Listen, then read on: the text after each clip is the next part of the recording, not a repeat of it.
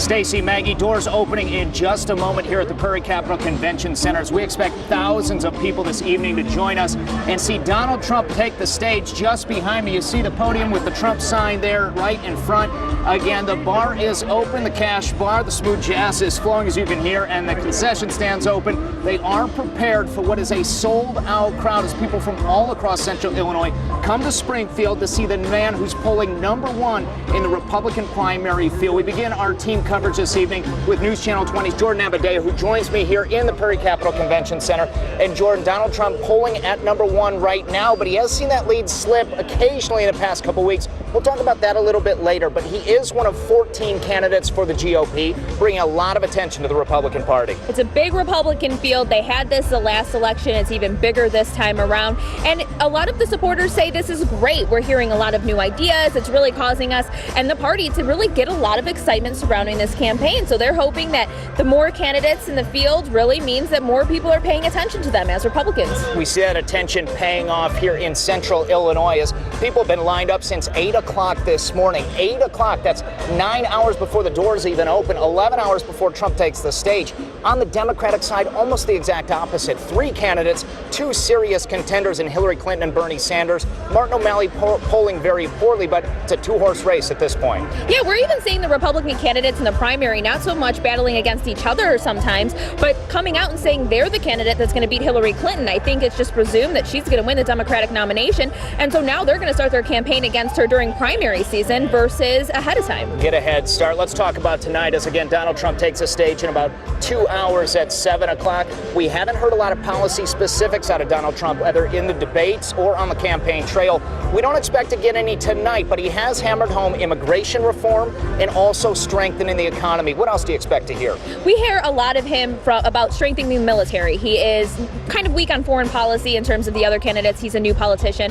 So we're going to hear probably a little bit about that, but we're also going to, he's very good at talking himself up. So we're probably going to hear about his SNL appearance and how that was very highly rated. A lot of people tuned in to watch that and how he sold this venue out. So we're going to hear a lot from him today. Preaching to a home crowd tonight here in Springfield at the Prairie Capital Convention Center. Again, we'll be here all evening long and streaming Donald Trump's comments at 7 o'clock on our website, newschannel20.com. For now, we send it back to the studio, guys.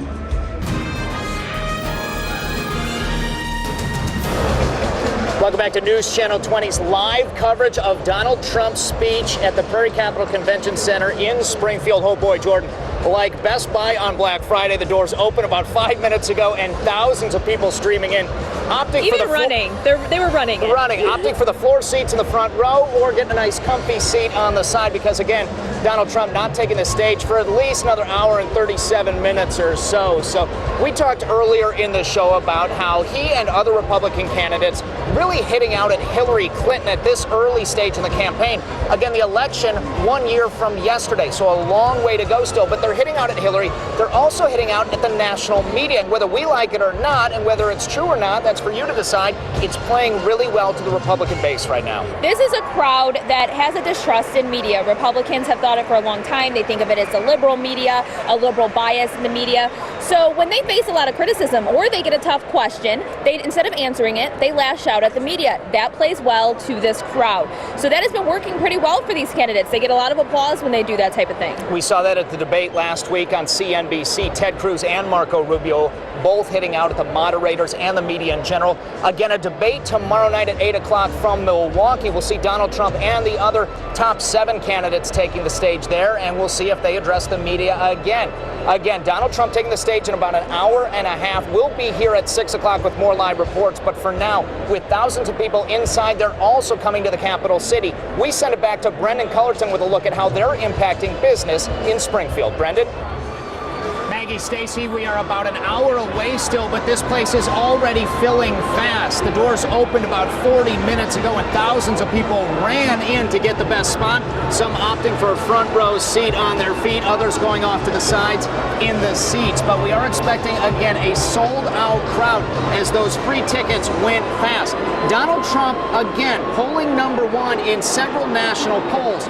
He has been in the lead for months now, but we have seen that lead slip occasionally in recent weeks. Again, Donald Trump did lose his first national poll to Ben Carson on October 27th, and his favorability rating right now trails Hillary Clinton and Ben Carson. And then again, Donald Trump is, of the top three candidates, third right now in who would beat presumed Democratic candidate Hillary Clinton. So if they faced off against Hillary Clinton, Donald Trump right now trails Marco Rubio and Ben Carson. Joined now with team coverage by News Channel 20's Jordan Abudayyeh. And Jordan, Donald Trump has really hit home that he is not a politician we've ever seen before. We know he doesn't have any experience, but he's playing that up to the crowd.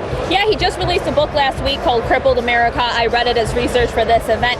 It's very everyman. It's very much Donald Trump just speaking off the cuff in a book, laying out his plans for the future. And he really plays up the fact that he's not a politician, and that's very popular right now. People are sick of career politicians and they think they're part of the problem. So Donald Trump is saying, I'm a successful businessman and I can take that success with me to the White House. We've seen him do this at campaign events and also at debates. Throw the notes out the window and just go off the cuff, as you said. So we expect him to have a similar tactic tonight as he addresses about 8,000 to 10,000 people at the Prairie Capitol Convention Center at that podium over our shoulders in, again, about 55 minutes or so. Lots of energy in the building already as the music's getting this crowd worked up. Again, we're still about 45 minutes away from when Donald Trump takes the podium behind me, but you can see the signs have been passed down. The Make America Great hats have been passed out. Everybody ready to see the man polling at #1 right now in the Republican primary polls across the country. In just a moment here at the Prairie Capitol Convention Center, State Journal Register political columnist Bernie Schoenberg joins me to talk about the impact Donald Trump and this speech tonight could have on voters in the primary election and the general 1 year from now. We're back in just a moment. Welcome back to News Channel 20's team coverage of Donald Trump's live rally later on this evening at the Prairie Capitol Convention Center.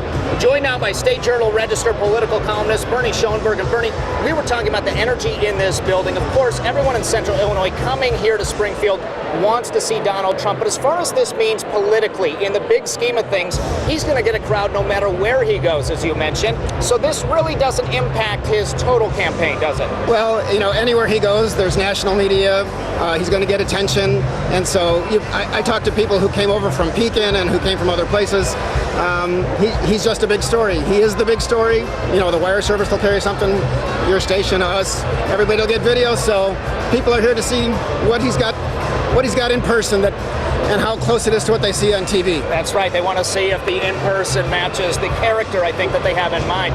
We talked about not really knowing what Donald Trump is going to do. Not a whole lot of info coming from the Trump camp, but they can afford to do that because, as you said, we're all flocking to cover him as well as those people on the beat. But as we look ahead to the general election here, we know that Illinois is going to vote blue no matter what. I'm willing to bet. I wouldn't say no matter what, but, okay. But Illinois certainly is trending blue.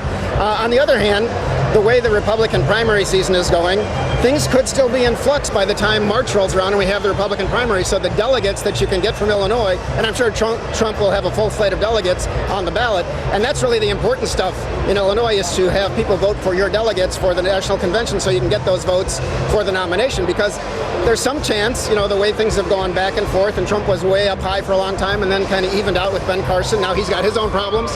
So you have to, you know, see where it goes. But Illinois could become important later, even though we have kind of a late primary in March. In the primary, at least, battling it out state by state. And again, that's why this home crowd in Central Illinois is really important for Donald Trump as he tries to build momentum into tomorrow's debate up in Milwaukee.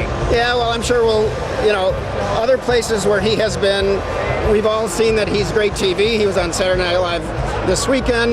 You know, the debate is coming. We'll just see how much he takes off after people like Ben Carson. He has been pretty strong in saying some things about what Carson said in the book. Right. We'll see where it goes tonight. Show starts at 7 o'clock. We'll be sure to check your column out tomorrow morning in the State Journal Register. We're going to have one final check here at the Prairie Capitol Convention Center a little bit later in the evening. And don't forget, we're streaming Donald Trump live on NewsChannel20.com. But right now, we send it back to the studio with Stacy. Jordan Abudayyeh, Adam Rife, live at the Prairie Capital Convention Center, wrapping up our team coverage here on News Channel 20 at 6 of Donald Trump's speaking engagement. Again, about 32 minutes away here, but everybody excited already. A microphone check, got a huge round of applause. A lot of applause here. Wasn't Donald Trump, but they're excited. Jordan, we are streaming this on newschannel20.com and foxillinois.com if you can't see Donald Trump tonight. Yeah, so you can see his comments live there, and then our team coverage continues tonight. I'll bring you a full wrap-up of the Donald speech, and then Lindsay Hess will also have all of the crowd reaction to his speech later on tonight on 9 o'clock at our sister station, Fox Illinois, and then News Channel 20 at 10 o'clock. All right, we're going to send it back to you guys. Everyone else, enjoy the show at 7.